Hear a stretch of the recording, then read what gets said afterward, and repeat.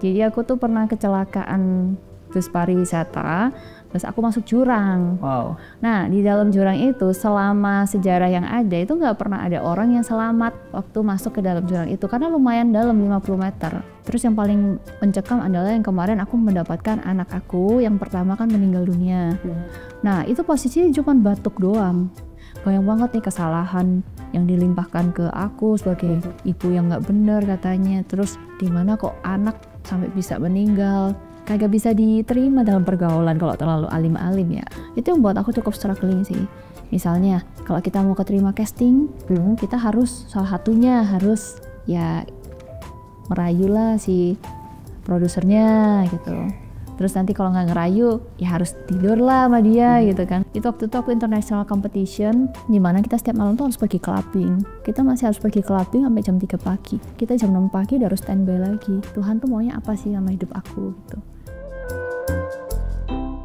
Ya sahabat solusi, hari ini saya kembali kedatangan tamu yang spesial. So please welcome Kak Levina Feby Naomi Christy. Halo Kak. Halo Kak Feby ya, kita panggilnya Kak Feby. Oke, thank you sudah memberikan waktunya buat ngobrol di solusi hari ini. Thank you so much. Thank you udah invite. It's our pleasure. Oke, mungkin beberapa orang mengenal Kak Feby ini sebagai seorang model ya. Sebagai seorang yang berkarir di dunia modeling, dan ada nggak sih yang tidak sahabat solusi ketahui tentang Kak Feby? Jadi mereka bisa kenal Kak Feby lebih lagi. Oh, yang tidak ketahui kayaknya banyak sih. Jadi sebenarnya memang semuanya dimulai dari modeling dulu, terus setelah dari modeling itu mulai masuk ke beauty pageant, karena kan dari situ kita berkompetisi untuk bisa menantang diri nih, bisa nggak sih kita keluar bukan hanya menjadi model tapi seorang public figure dari situ kan. Nah dari situ aku mulai terus untuk bisa meniti karir di dunia hukum. Jadi saat ini aku berprofesi sebagai seorang notaris. Wow. Jadi memang bergeraknya semuanya all about hukum, terus konsultan, dan juga nggak hanya itu, aku juga memang seorang aktivis punya suatu komunitas yang bergerak di bidang mental health. Jadi aku tuh concern banget sama parenting, bagaimana pola asuh, terus bagaimana kita bisa mendevelopment diri kita, terus juga kesehatan mental, yang dimana kan sekarang orang tuh nggak concern banget kan bahwa kesehatan mental tuh sesuatu yang sangat penting. Yeah. Jadi mereka cuma fisik, padahal kita kalau bisa tahu kan di dalam tubuh yang sehat terdapat jiwa yang kuat. Nah, makanya itu di situ aku concern banget sih terhadap suatu mental health issue yang ada di dunia ini. Makanya aku punya suatu komunitas namanya Arunika Nirantara. Oke, kita akan ngobrol itu nanti. Ya. Tapi ternyata banyak hal yang sahabat solusi belum tahu ya. Betul. Tapi semoga sahabat solusi bisa jadi lebih kenal lagi sama Kak Feby hari ini. Nah ini kan berarti perjalanan hidupnya bukan perjalanan yang mudah tentunya. Betul. Sempat hampir kehilangan nyawa. Tuh aja. Sempat kehilangan sesuatu yang berharga dalam hidupnya. Sempat mengalami luka yang begitu dalam. Bisa nggak ceritakan tentang apa yang harus dilewati ini, pergumulan-pergumulan yang harus dijalani sampai hari ini? Sampai hari ini ya, oke. Kalau yang mau mati itu masih waktu masih kecil ya, itu tuh masih SMP. Jadi aku tuh pernah kecelakaan bus pariwisata, dimana kita tuh baru pergi retret sama sekolahan. Nah dari retret itu kita kan pulang harus naik bus nih. Terus aku masuk jurang. Wow. Nah di dalam jurang itu selama sejarah yang ada itu nggak pernah ada orang yang selamat waktu masuk ke dalam jurang itu karena lumayan dalam 50 meter. Nah di dalam bus itu kan kita ada sekitar 50 orang yang dimana busnya tuh langsung tiba-tiba cuman stop karena ada satu ranting pohon yang sangat kecil. Jadi kita juga kaget banget. Aku sebenarnya sejujurnya nggak sadar kalau masuk jurang. Karena kayak lagi ngobrol sama temen, tiba-tiba kenapa ini busnya kayak ngebut banget. Aku pikir wah ini mungkin lagi main kebut-kebutan sama bus yang lain gitu. Berasanya ngebut ya? Ternyata kok tambah kayak gini, kita terkocak-kocak kan di dalam busnya itu. Nah singkat cerita tuh aku lihat ini lagi masuk ke dalam jurang nih, teriak semua nih satu bus. Nah tapi puji Tuhannya kita langsung berhenti dengan ada satu ranting pohon yang sangat tipis, itu yang memberhentikan bus kita. Akhirnya kita nggak jadi terbalik nih busnya. Yang menahan bus itu. Yang menahan bus itu. Tapi di bawah bus itu sebenarnya ada lumpur hisap. Jadi waktu itu kita keluar, kita harus keluarin barang-barang semua itu, kita udah kayak berburu sama waktu karena tuh ada lumpur hisap kan di dalam situ. Dan dibantu sama warga, kita minta tolong warga, akhirnya kita bisa nih naik ke atas. Tapi perjalanan itu menjadi perjalanan yang aku lumayan shock karena emang semua penduduk di situ bilang kalau yang masuk ke sini itu nggak pernah keluar dengan selamat gitu. Jadi waktu kita udah keluar dengan selamat sampai di rumah 3 hari kemudian itu ada mobil masuk ke dalam jurang itu dan satu keluarganya meninggal dunia langsung di tempat. Wow. Jadi sampai supir busnya itu bersaksi nih bahwa dia nggak pernah nih tahu ada bus yang masuk ke situ dan posisinya mereka bisa selamat. Makanya itu waktu masuk jurang terus busnya berhenti, si supir ini kan pecah semua nih kacanya. Supirnya ini ketawa-ketawa. Kita bingung semua kenapa dia ketawa-ketawa. Posisinya kan dia serem kan, maksudnya dia udah sampai ketabrak, terus dia tuh kejatuhan semua ulat-ulat yang ada di pohon. Itu. Terus kacanya pecah semua. Dia bilang, saya ketawa karena saya masih hidup, dia bilang gitu. Kan karena masuk situ tuh nggak pernah ada yang hidup. Itu satu cerita yang sampai lumayan traumatik. Tapi akhirnya kita mengambil positifnya lah bahwa kita memang diberikan pengalaman ini untuk bisa mendapatkan kesempatan kedua kan dalam hidup itu. Nggak lama lagi aku tuh kecelakaan bus lagi. Oh jadi 2 kali nih? 2 kali kecelakaan bus lagi. Aku pergi ke Bali sama teman-teman nih satu sekolahan semua waktu itu SMA. Nah busnya tuh memang sudah terkenal bahwa bus ini tuh rawan kecelakaan. Dia tuh kemanapun selalu kecelakaan, tapi nggak tahu kenapa si sekolah ini selalu pakai bus ini. Mungkin murah ya kali ya. Jadi mungkin murah, akhirnya ya udahlah kita pasrah aja, namanya hidup kan bukan di tangan kita ya, hidup tangan Tuhan. Lumayan mengobati, udah lumayan beberapa tahun, 3 tahun lah dari yang kecelakaan pertama waktu SMP itu, masuklah ke kecelakaan kedua ini. Udah agak pasrah sih sebenarnya. Ya udahlah kalau misalnya harus kecelakaan, tapi Tuhan kembali melindungi dan menyelamatkan lagi. Jadi aku pikir sih teman-teman, misalnya karena kan banyak banget berita yang Jeju Air kemarin, terus dibilang kan kalau misalnya iya paling tepat aman posisinya ada di belakang pesawat. Padahal aku merilit lagi dengan apa yang aku alami, hidup itu bukan di tangan kita.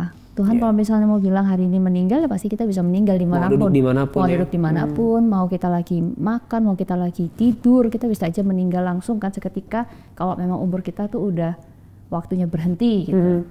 Oke. Kejadian hampir kehilangan nyawa ini, adakah hal ini membuat Kak Feby ini melihat hidup dengan cara yang berbeda? Waktu itu masih belum terlalu ngefek ya. Maksudnya kayak melihat ya udahlah aku kan masih muda. Hidupku ya masih panjang lah. Di saat mulai ada beberapa teman yang memang mulai meninggal dunia dengan komplikasi penyakit yang nggak terlalu kompleks. Maksudnya ada yang cancer memang, tapi ada yang cuman tiba-tiba aja flu terus dia meninggal. Terus yang paling mencekam adalah yang kemarin aku mendapatkan anak aku yang pertama kan meninggal dunia. Nah itu posisinya cuma batuk doang. Itu waktu umur berapa? 3 tahun. 3 tahun. Nah, jadi cuma batuk doang. Memang sih dia ada kondisi khusus yang dimana dia ada menderita suatu gangguan apa ya, kromosom lah ya. Nah ngomongnya genetic syndrome yang membuat emang ada suatu kondisi tertentu yang pertumbuhannya kayaknya terhambat. Tapi yang nggak masuk akal adalah dia ini meninggal hanya karena dia terkena batuk. Jadi memang cukup aneh. Nah di saat itu aku adalah turning point aku karena aku merasa bahwa gila sih Tuhan, aku tuh udah berusaha nih merawat dia dari kecil sampai umur 3 tahun dengan segala macam drama dan semuanya itu ya, biaya dan seberat apa itu yang aku harus lakukan. Aku nggak bisa bekerja, aku benar-benar fokus sama dia. Aku pindah ke Jakarta untuk mendapatkan pengobatan. Waktu itu kan COVID ya, COVID nggak bisa keluar negeri, nggak bisa ke manapun itu, jadi cuman dari Surabaya satu-satunya adalah yang aku pikirkan adalah Jakarta. Kenapa? Jakarta kan ibu kota, mempunyai semua fasilitas yang pastinya jauh lebih baik, rumah sakitnya lebih banyak, dokternya juga lebih baik pilihannya. Akhirnya pergilah ke sini. Jadi aku benar-benar mendedikasikan diriku untuk aku harus rawat anakku lah gitu. Jadi kapan lagi? Harus sekarang. Mending aku susah sekarang daripada nantinya kan. Nah di saat anak sudah getting better, udah punya kepercayaan diri bahwa anak aku udah sembuh nih, udah oke. Tiba-tiba Tuhan mengambil gitu aja. Nah disitulah yang membuat aku merasa bahwa hidup itu hanya sementara. Wow. Semuanya tuh bukan kita yang ngatur. Kita boleh berencana nih. Aku udah berencana nih waktu itu kan. Oh, tahun depan aku mau pergi nih ke Jepang sama anak aku. Aku mau ajakin dia nih semenjak dia udah getting better, dia udah membaik. Tapi ternyata Tuhan bilang, ya dia harus kembali ke Tuhan. Itu posisinya 3 hari setelah dia ulang tahun. Dan yang pastinya dari situ aku bener-bener diajarkan banyak lah sama Tuhan. Aku terpukul, aku down, aku jatuh, aku posisinya nggak bisa apa-apa, dan itu waktu itu langsung kurus banget. Jadi saking dari grieving gitu ya? Iya, saking grieving, maksudnya gini, dari naik 10 kilo, jadi turunnya sampai lebih dari 10 kilo waktu itu. Saking nggak bisa makan ya, nggak bisa makan, nggak bisa ini semuanya. Di tengah kesedihan yang begitu rupa, begitu mendalam, gimana waktu itu melewatinya? Melewatinya berat banget sih mas ya. Iya. Waktu itu aku di kondisinya Sabtu Minggu setelah dari anakku meninggal itu kan masih ada pergi doa bareng ya, doa bareng. Setelah itu aku tuh udah nggak bisa tinggal di tempat yang aku tinggal dulu. Aku dulu tinggal di apartemen. Aku langsung cabut nih, cari tempat lain untuk aku bisa tinggal karena terlalu banyak memori sama anak ini. Anak ini kan anak pertama, cowok lagi. Biasanya kan kita kalau misalnya anak pertama cowok tuh happy banget kan, apalagi orang tua kita. Jadi itu banyak banget nih kesalahan yang dilimpahkan ke aku sebagai ibu yang nggak benar katanya. Terus banyak lah intinya serangan-serangan dari orang-orang juga, dimana kok anak sampai bisa meninggal. Kita kan kembali lagi nggak tahu ya kapan anak bisa meninggal. Yang pasti kita udah melakukan yang terbaik untuk anak kita. Dan misalnya mereka pun mau ngomong menyalahkan aku ini yang ngelahirin loh. Aku ini yang punya dia dari nol, dan aku ini yang mengandung dia. Harusnya dia tahu dong, ibu itu nggak mungkin mau sampai kehilangan anaknya. Dan kita pasti udah melakukan yang terbaik ya. Kasarnya kalau jadi seorang ibu tuh kita nggak makan tuh nggak apa-apa, yang penting anak kita harus makan kan itu. Nah jadi aku sempat grievingnya lumayan lama sampai nggak kerja 2 bulan pernah. Di rumah tuh cuman mikirin Tuhan tuh maunya apa sih sama hidup aku gitu. Tuhan tuh maunya gimana? Kenapa kok di saat dia udah sembuh Tuhan gitu. Jadi di saat dia pergi itu emang di saat the best moment buat dia sih. Dia udah gak ngerasain sakit, dia udah bisa makan, dia udah mulai bisa bertumbuh, dia udah mulai bisa duduk gitu. Dia udah mulai bisa merespon. Malah di saat-saat begitu tuh Tuhan ambil dia. Dan di saat itulah menjadi turning point bahwa aku harus berubah nih menjadi seseorang yang lebih baik dari yang sebelumnya. Dulu tuh aku karena stres banget alkoholik. Tiap hari nggak bisa nggak minum alkohol. Terus yang kedua aku orangnya ya munafik lah, maksudnya suka menjadi orang yang kelihatannya sempurna. Padahal kan nggak ada orang sempurna ya. Kita nggak bisa kayak semua tuh kelihatan baik, kelihatan kita tuh yang terbaik, kita tuh kayak menutupi semua hal yang jelek. Padahal dengan kejelekan dan kekurangan kita kadang tuh menjadi suatu poin positif gitu yang dilihat sama orang, bahwa kita tuh orangnya apa adanya. Nah aku nggak bisa menjadi orang seperti itu. Apalagi di posisi ditambah dengan aku pengen terlihat sempurna, aku punya seorang anak yang nggak sempurna. Ya kan? Jadi kayak bertolak belakang gitu loh. Aku suka posting, aku suka memamerkan anak aku suka kayak pengen anak aku ini ntar jadi semi influencer gitulah.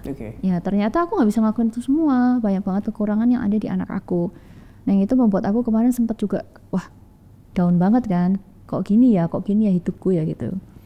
Nah dengan adanya anak aku ini, dan dia ternyata habis itu meninggal dunia, itu merubah pandangan aku sih, bahwa seharusnya aku tuh bisa menjadi seseorang yang ya udah menerima apa adanya, bangga dengan apa yang harusnya aku sudah miliki ya kan. Terus aku juga bisa jadi apa adanya gitu. Nggak harus terlihat di depan orang sempurna dan terlihat di depan orang bahwa enggak loh keluarga aku baik-baik aja, nggak perlu kayak begitu. Itu menyiksa banget sih ternyata. Ya. Dan jadi lebih bisa memaknai arti hidup itu apa. Di saat berat seperti itu yang memberikan kekuatan apa aja Kak? Memberikan kekuatan adalah dukungan, pastinya support moral ya, yang pastinya tuh juga karena di situ aku punya orang-orang sekeliling aku yang bilang bahwa coba deh perdalam bagaimana sih pengalaman bersama Tuhan. coba deh kamu mulai mengenal lebih baik lagi Tuhan itu siapa sih gitu. Karena selama ini kan mungkin kita kayak doa, kita ke gereja, ternyata bukan itu loh yang bikin kita tuh dekat sama Tuhan. Ternyata adalah kita memang harus benar-benar mengenal, punya hubungan pribadi khusus lah sama Tuhan, supaya kita tuh bisa merasakan tenang, damai, sejahtera itu. Di saat aku mulai nih ke gereja lebih intim, lebih sering, terus berdoa ya, lebih punya ritual doa, ritual ngobrol sama Tuhan untuk membangun hubungan itu di rumah aja sih biasanya, nggak harus di mana-mana. Aku merasakan bahwa dari kehampaan yang aku dapat itu aku ngerasa kok aku nggak ngerasa hampa lagi ya. Gitu. Jadi kayak ngerasa damai aja dalam kondisi at the lowest point of my life. Aku tuh merasa aku damai. Itu yang paling kelihatan sih, maksudnya. Karena ada suatu support system yang berasal dari dalam, bukan support system yang cuman teman-teman yang datang di saat ada maunya aja ya, tapi ini memang ada yang dari dalam, yang diingatkan lah oleh orang-orang spiritual yang ada di sekeliling aku juga. Banyak teman-teman pendeta yang memang kasih tahu juga. Jadi bukan kedamaian eksternal ya, tapi kedamaian internal dari Tuhan sendiri yang bikin akhirnya kehampaannya terisi. Iya, dan aku juga merasa bahwa kalau memang bukan karena Tuhan, aku nggak akan bisa kuat loh sampai hari ini. Banyak banget kan yang terjadi selama ini, tapi gila Tuhan sampai hari ini aku berdiri loh. Gitu. Dan aku kadang tuh flashback kayak nggak mungkin banget ya aku ada di sini. Wow, oke. Kalau kita gali pergumulan mungkin yang dialami Kak Feby dalam hidup, podcast akan sangat panjang dan nggak selesai ya. Banyak kali. Bisa nggak kita geser sedikit ke pergumulan di dalam dunia entertainment? Kak Feby ini kan juga ada di dalam dunia entertainment. Suka duka apa aja yang dialami di dalamnya? Suka dukanya kagak bisa diterima dalam pergaulan kalau terlalu alim-alim ya. Wow, gitu ya. Iya, jadi kalau di dalam dunia modeling kan memang kita punya suatu style pergumulan yang cukup apa ya, ini ya, open for public lah ya. Nah itu yang kadang tuh nggak sesuai sama prinsip hidup aku. Karena aku tuh sebenarnya orangnya lebih kayak fokus, ya udah mau kerja, nggak mau yang aneh-aneh. Tapi kalau misalnya aku nggak ngikutin mereka juga, aku nggak punya teman juga dan nggak bisa diterima dalam pergaulan itu. Itu yang buat aku cukup struggling sih. Misalnya kalau kita mau keterima casting, kita harus salah satunya harus ya merayu lah si produsernya gitu. Terus nanti kalau nggak ngerayu ya harus tidur lah sama dia gitu kan. Padahal aku kan ngapain gitu loh. Aku nggak akan mau mendapatkan sesuatu karena aku harus menyerahkan apa yang menjadi prinsip aku. Itu yang membuat aku tuh struggling banget. Gimana Kak Feby sebagai pengikut Kristus gitu bisa melewati struggle itu dengan penuh dengan penuh kemenangan gitu ya, bisa ada dalam lingkungan yang mungkin rasanya berat untuk menjadi seorang yang takut akan Tuhan. Iya, nggak munafik sih, maksudnya emang benar-benar kadang tuh kan juga tergoda juga ya kalau misalnya kayak terlalu banyak yang di sekeliling kita, kan kita tuh bisa saling menarik energi ya. Misalnya kan kita berkumpul dengan orang yang baik, kita akan jadi baik. Kita berkumpul dengan orang yang salah bisa jadi salah juga. Nah, di dalam posisi itu seperti aku bilang waktu kita ngomong aja waktu beauty pageant ya, itu kompetisinya kan sangat sikut-sikutan. Dimana kita kalau misalnya sampai mau dapetin poin lebih ataupun mau dapetin promosi yang lebih oke, kita harus bisa dapetin hati para juri ini. Untuk dapetin hati para juri banyak banget caranya. Salah satunya adalah kita bisa menjadi kasarannya teman tidurnya dia lah gitu. Itu kan buat aku cukup berat ya, karena itu waktu itu aku international competition Miss Cosmopolitan World juga, dimana kita setiap malam tuh harus pergi clubbing. Udah capek ya, sampai jam 9 malam, jam 10 malam, kita masih harus pergi clubbing sampai jam 3 pagi. Jam 3 pagi, kita jam 6 pagi udah harus standby lagi. Kenapa? Karena sponsornya kita adalah itu ya tempat-tempat bar dan tempat-tempat klub yang ada. Jadi mau tidak mau kita harus ke situ. Salah satu caranya adalah aku kalau diajakin minum, aku nggak minum, aku ganti orange juice, aku ganti minuman yang lain, atau aku minum cuma dikit doang supaya untuk menjaga diriku tetap sadar dan juga tetap kuat ya untuk menghadapi besok hari kompetisinya lagi. Nah tapi kalau untuk teman-teman yang kayak dari orang luar negeri yang memang udah biasa kan mereka kehidupan kayak begitu, ya itu hal yang biasa buat mereka. Tapi mereka memang bersaing benar-benar demi poin, demi juara, itu menggunakan semua cara apapun itu sampai dirinya sendiri pun dikasih. Wow. Kan ngapain ya? Nggak menang, ya udah. Gue kan nggak mati, nggak menang. Nah, apa yang bisa bikin Kak Feby bertahan dengan suatu prinsip yang kuat itu? Karena aku tahu cara menghargai diri aku. Oke. Ya, aku punya value diri. Jadi maksudnya kayak kita harus tahu ya value diri kita apa. Kita harus tahu kepribadiannya kita itu apa. Kita harus tahu harga diri kita apa. Supaya kita bisa diharigai sama orang lain. Supaya kita nggak gampang banget gitu terbawa sama arus lah gitu. Dan value diri yang di dalam Tuhan itu yang sebenarnya paling berarti dan tidak akan berubah oleh apapun ya. Meskipun tadi Kak Feby bilang nggak menang juga nggak apa-apa, value-ku juga nggak akan turun ya, akan turun gitu ya. Karena value itu ya bukan sesuatu yang dilihat oleh manusia. Value diri itu kan sesuatu yang kita bentuk untuk jadi suatu karakter kepribadian itu yang kita pakai kan bekalnya untuk ke tempat-tempat lain ini. Nah itu harus dimulai dari apa? Suatu spiritual yang kuat dong. Kalau misalnya kita nggak punya kedamaian, nggak punya pengharapan itu, kita nggak akan bisa benar-benar firm akan siapa sih diri kita. Makanya itu pertama kali paling penting hubungan khusus antara kita dengan Tuhan kita. Tuh. Wow, oke. Ternyata bukan hanya di kehidupan pribadi, di dunia entertainment pun banyak sekali struggle yang harus dilewati. Iya. Ternyata lewat penderitaan dan pergumulan yang dialami, bukan hanya kesehatan mempengaruhi Kak Feby jadi bisa hidup lebih sehat lagi, tapi di karakter juga berubah ya. Betul. Gimana ceritanya itu? Bahwa ada perubahan karakter lewat pergumulan yang dialami? Kadang manusia itu memang harus ditempa dulu sama ujian, sama masalah, sama musibah baru bisa berubah kan. Nah, kalau dulu mungkin kalau nggak mengancam yang terlalu aneh-aneh, mungkin aku kayak ya udahlah angin lewat aja, masih terombang-ambing ya. Tapi di saat anak aku kemarin nggak ada, di saat aku kena sakit, itu sudah langsung meringatkan bahwa aku ini cuman manusia yang sangat fragile, yang kasarannya kalau aku nggak jaga pun aku juga bisa tewas nih. Nah di saat itu aku mau berjuang karena aku masih ingat aku punya anak yang kedua. Aku harus bisa jadi ibu yang terbaik buat anak aku, yang bisa memberikan pendidikan yang lebih baik lagi. Aku harus bisa menjadi seseorang yang selalu sedia buat dia sampai nanti dia sudah bisa bergerak mandiri ya. Bisa mandiri kan, bisa menentukan hidupnya sendiri. Nah di saat itulah aku memutuskan bahwa oke, aku harus berubah. Itu tuh Tuhan, aku gimana ya Tuhan, aku supaya bisa berubah ya Tuhan. Doa aku tuh cuman simpel doang, intinya Tuhan ubahkan hidupku. Aku benar-benar pengen berubah. Karena waktu dulu mungkin pengen berubahnya ya sebentar, masih kanan. Kita ngomong tobat kumat ya. Orang masih tomat lah ya. Tobat kumat, nanti tobat sebentar kumat lagi.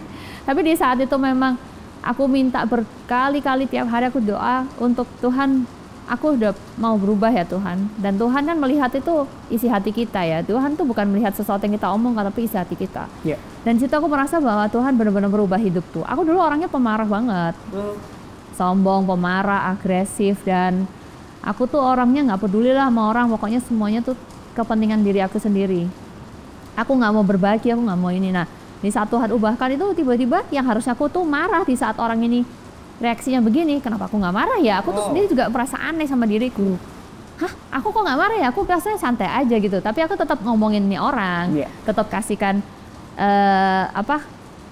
maksudnya aku kasih tau lah, kamu harusnya jangan gini, kamu harusnya jangan gitu. Tapi kalau dulu aku mah teriak gitu satu rumah.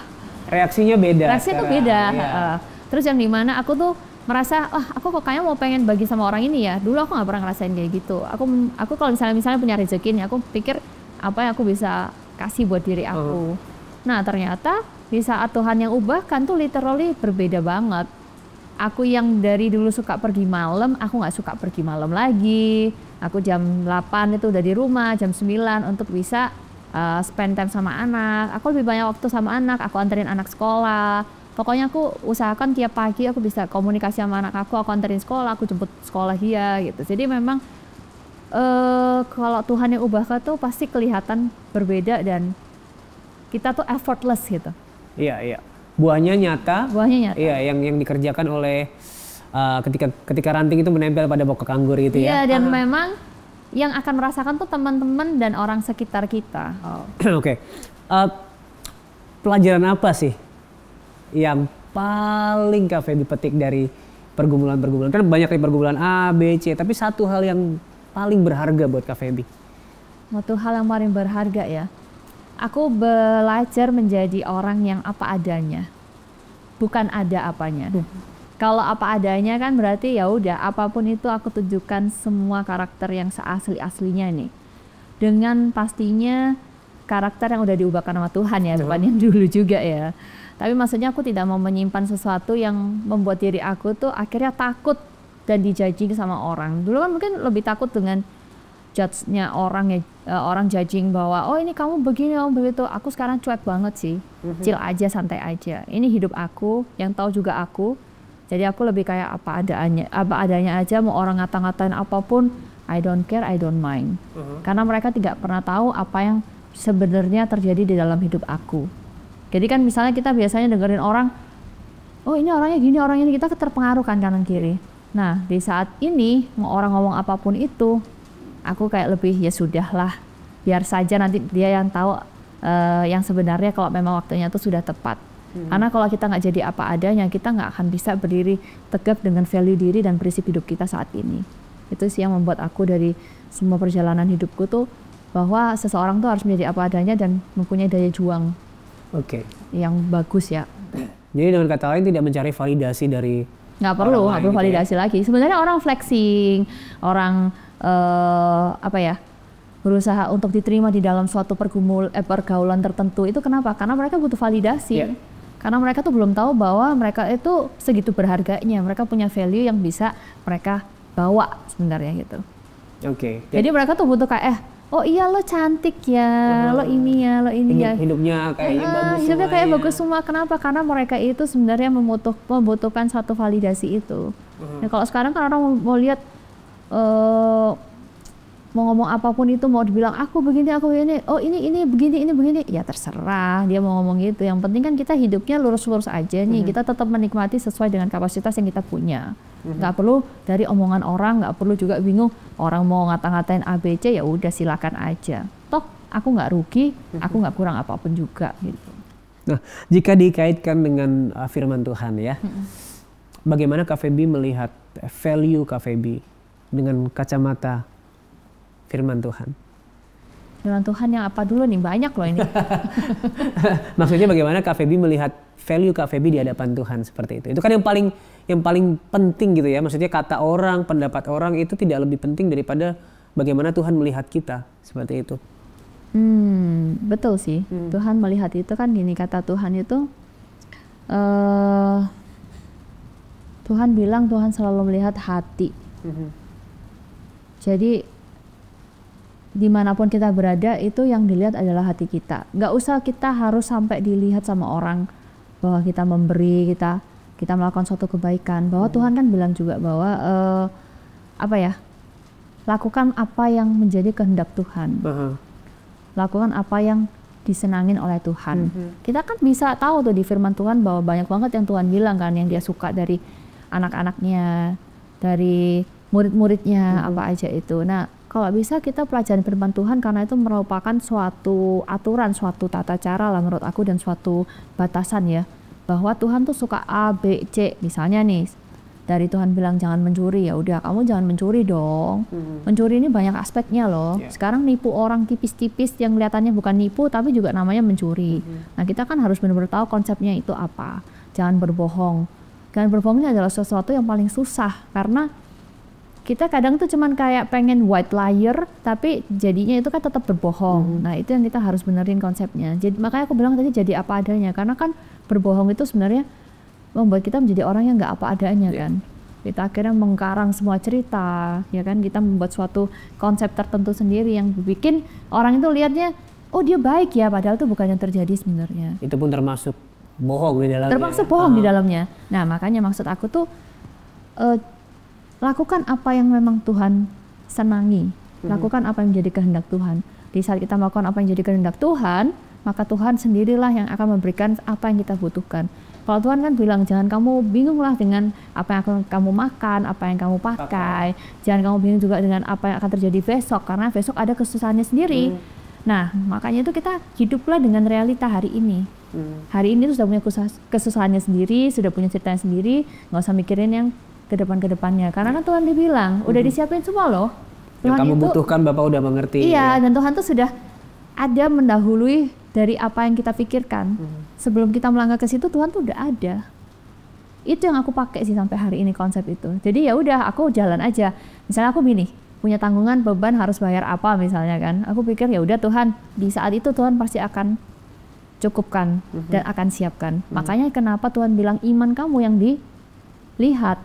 Iman cuman biji sesawi aja itu menjadi iman yang sangat besar di mata Tuhan. Biji sesawi itu kecil loh. Tapi Tuhan tuh mau lihat apakah kita benar-benar bisa berpegang teguh pada iman kita untuk percaya bahwa Tuhan sudah menyediakan semuanya. Wow, oke. Momen-momen yang berat dalam hidup seringkali bikin orang itu pengen menyerah. Pengen berhenti kayak, wah rasanya berat banget, aku nggak bisa ngelangkah lagi.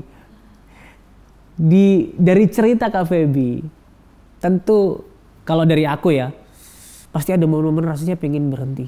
Rasanya pengen menyerah, atau mungkin Tuhan kok begini banget ya, aku udah gak kuat nih. Ada gak momen kayak gitu? Banyak lah. Waktu habis grieving anak aku yang pertama itu, aku sebenarnya belum grieving ya di dalam kehidupan berumah tangga, dan juga waktu anak aku masih sakit itu, itu udah nyerahnya udah bolak-balik. Aku sampai bilang, Tuhan kenapa nggak aku aja yang sakit? Tuhan kenapa engkau harus kasih anak yang begini begitu, kan sempet kayak gitu ya, nyalahin juga gitu kan. Karena aku bilang, Tuhan aku nggak kuat, aku harus gimana lagi? Aku benar-benar nggak tahu nih harus gimana Tuhan. Dokter apapun bilangnya nggak tahu nih penyakitnya apa, nggak tahu harus bagaimana tindak lanjutnya. Terus anak aku sempat operasi mata katarak 3 kali. 3 kali itu bukan operasi yang kelihatannya apa ya, sepele ya, karena kan masih usia 6 bulan, 9 bulan, itu masih usia-usia kecil yang dimana dia harus masuk ke ruang operasi terus karena alat bius terus. Itu aku udah dari situ sering menyerah sih.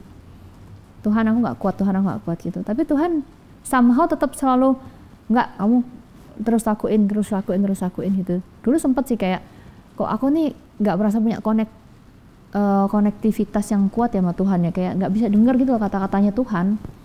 Sampai pada akhirnya aku benar-benar bergumul dan aku berdoa secara kusuk ya, sampai aku akhirnya tuh baru tahu, oh maksud Tuhan tuh kayak gini loh. Gitu. Tuhan bilang kuat ya, tetap jalani. Proses dalam Tuhan itu nggak pernah mudah. Nggak ada yang bilang ikut Tuhan tuh gampang. Yeah. Banyak banget pasti rintangannya. Tapi ikut Tuhan itu pasti akan dikuatkan. Melewati semua itu karena diproses untuk bisa nanti pondasinya dikuatin menjadi seorang pribadi yang sudah nggak tergoyahkan. Makanya Tuhan yang bilang ikut aku tuh nggak mudah loh. Tapi di saat kamu bisa menyelesaikan semua tugasmu dalam mengikuti aku, menyelesaikan semua prosesnya, kamu akan tumbuh menjadi seorang pribadi yang seutuhnya. Wow, ya. Yeah. Dan itu yang bikin Kak Feby kuat ya, maksudnya sekalipun nanti ke depan juga ya hidup tidak semakin mudah, tapi itu yang menjadi kekuatan buat Kak Feby. Selama kita hidup, masalah pasti selalu ada dong. Kalau misalnya kita udah meninggal, baru masalahnya pergi. Kalau masih hidup, setiap hari ada masalah. Tapi kita harus bersyukur di saat ada masalah, berarti kita ini sedang dibentuk menjadi pribadi yang selalu lebih kuat dan lebih utuh. Gitu. Dalam Tuhan. Wow, oke. Ya. Ada makna hidup yang berubah di dalam diri Kak Feby ya. Sekarang Kak Feby bukan hanya hidup untuk diri sendiri, tapi juga hidup bagi Tuhan dan orang lain sesama. Termasuk concern di bidang mental health. Yeah. Ceritanya akhirnya punya concern di mental health tuh gimana kan? Nah, akhirnya membentuk satu yayasan komunitas. Oke. Ceritanya adalah aku adalah seorang pasien sebenarnya yang waktu mengalami semua perjalanan itu aku juga depresi. Depresinya depresi terselubung karena aku tuh lebih ke diriku sendiri. Aku lebih kayak merenung, murung, terus nggak bisa ngapa-ngapain. Kayak kalau orang Jawa tuh ngomong nelongso. Ya nelongso yang, aduh aku nih kok gini banget ya hidup aku, kayaknya menyedihkan banget gitu.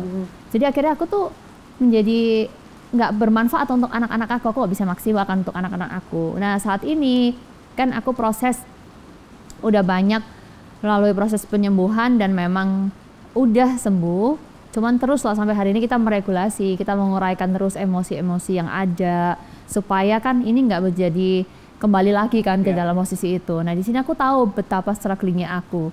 Aku pengen bisa mengajak teman-teman yang memang memiliki masalah yang sama nih, mental issue ini, yang dimana sebenarnya kita pada dasarnya adalah orang yang cukup cepat lah bisa stres ya kan, bisa depresi. Kita tuh punya ancaman depresi semuanya itu di dalam pekerjaan, di dalam rumah tangga, di dalam apapun juga. Jadi aku pengen ngajakin mereka bahwa yuk kita tuh mentalnya tuh sehat dulu nih, baru kita bisa mengerjakan semua hal yang lain. Supaya kita tuh tahu nih kita ini apa sih kekurangannya. Kadang tuh orang ya kalau misalnya Pets tahu ya, banyak sih sekarang istilah narsistik, NPD. Nah, kayak begitu-begitu kan orang ini nggak sadar bahwa ternyata dirinya tuh sakit jiwa. Orang tuh ke psikolog sama psikiater bukan karena hanya sakit jiwa ataupun dibilang orang gila ya, tapi kita pun yang mau mempreventing, kita mau mengembangkan diri, kita mau tahu tentang diri kita lebih dalam, itu kita juga bisa ditemanin dan pergi ke seorang yang ahlinya di bidang itu. Okay, I see. Itu adalah satu bekal di mana kita mau menjadi seseorang yang lebih baik. Kalau kita nggak tahu diri kita gimana, kita nggak tahu kekurangan kita bagaimana kita bisa menjadi seseorang yang akan bermanfaat bagi masyarakat lain. Jadi aku tuh sekarang karena merasa aku udah bisa nih, kasarnya keluar dari area itu, aku pengen bisa menjadi berkat lah, manfaat bagi orang-orang, sharing lah ke mereka, menolong mereka, supaya mereka tuh tahu bahwa oh ternyata aku ini ada ini ya kekurangannya, mungkin bukan depresi ya, mungkin yang lainnya lagi, tapi paling nggak dengan kita ada suatu komunitas kita bisa saling sharing kan. Jadi nggak ke apa sih namanya, kelolosan kayak oh ternyata udah sampai berat banget baru minum obat, baru di treatment. Nggak, kita dari awal sudah tahu preventifnya bahwa oh kita sudah ada nih ancaman kita stres, nanti gimana cara regulasi emosinya, bagaimana cara menguraikannya. Jadi mereka pun juga menjadi dampak yang positif untuk keluarganya mereka. Gitu. Ya, itu soalnya mental health masih tabu ya di sini di Indonesia.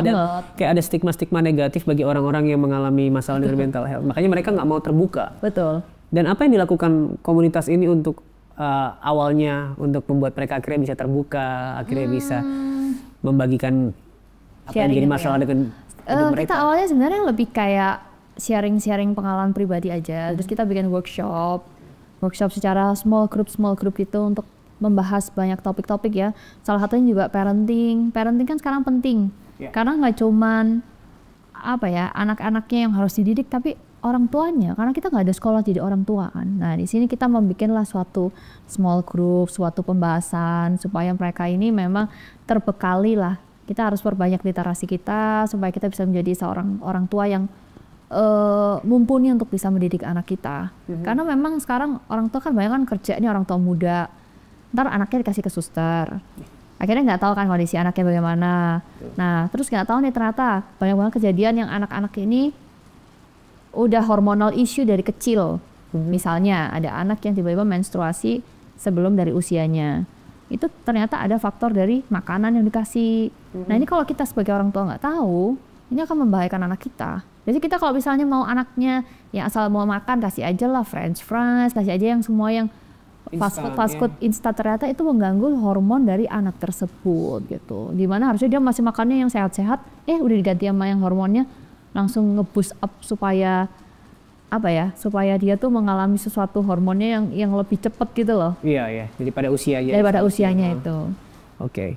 Ya, ini penting sekali dan mungkin sahabat solusi hari ini ada yang membutuhkan pertolongan dalam hal itu atau ingin bergabung di komunitasnya, itu bisa menghubungi siapa Pak? Bisa langsung aja kontak di Instagram kita @arunika.community. @ara.community. Ya, namanya kan kita Arunika Nirantara nih. Kita singkat dengan sebut ARA. Jadi ara.community. Untuk Instagram kita nanti bisa DM aja langsung di situ. Nanti akan ada admin yang mungkin bisa merespon ya. Oke, thank you. Karena ini sekali lagi bukan hal yang tabu sebenarnya untuk dibuka dan diungkapkan. Betul. Di saat kita memang mengetahui apa yang jadi kekurangan kita di awal, itu akan sangat membantu deh. Makanya kita harus akuin dong hidup dalam realita. Kita sejelek apa, kita sebagus apa. Ini yang menjadi bekal kita untuk bisa nantinya berdampak bagi orang sekitar kita. Oke. Dan orang nggak akan bisa menolong kita kalau kita nggak mengungkapkan apa yang menjadi kebutuhan kita gitu ya. Alright, satu lagi sebelum kita berpisah. Berat ya topiknya. Oke. Boleh nggak kasih satu pesan penguatan? Yang pertama bagi orang-orang yang hari ini mengalami pergumulan dalam hidup yang sepertinya kok nggak selesai-selesai nih. Dan mereka mungkin hari ini ingin menyerah rasanya. Yang kedua buat orang-orang yang hari ini sedang mengalami mental health issue. Yang mereka nggak tahu harus kemana, nggak tahu harus ngapain. Boleh kasih pesan penguatan buat dua kelompok orang itu, buat sahabat solusi hari ini. Iya, jadi untuk sahabat solusi hari ini, pergumulan tidak akan pernah kunjung berhenti. Saran aku, perkuatlah hubungan kita dengan Tuhan kita supaya kita bisa mendapatkan suatu penguatan setiap harinya, karena ingatlah Tuhan kita tidak akan pernah meninggalkan kita. Amin. Karena kalau misalnya kita merasa kita sendiri, selalu ingat bahwa Tuhan yang menjaga hidup kamu, Tuhan yang memberikan hidup kamu, Tuhan juga lah yang tahu apa yang akan kamu alami.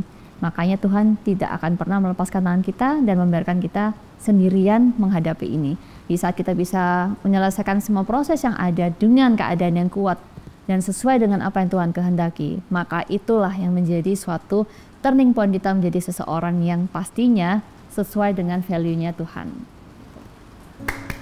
Thank you Kak Feby. Thank you. Sekali lagi terima kasih buat waktunya, udah datang ngobrol-ngobrol sama aku. Terima kasih, sukses selalu, dan terus berdampak lewat komunitas Harunika ini ya.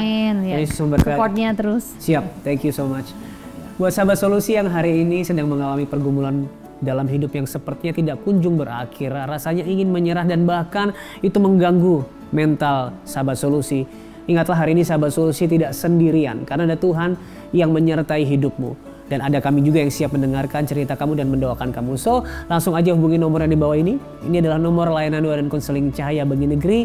Kami siap 24 jam untuk mendengarkan cerita kamu dan mendukung kamu di dalam doa. Kamu tidak sendirian, segera hubungi kami tunggu ya.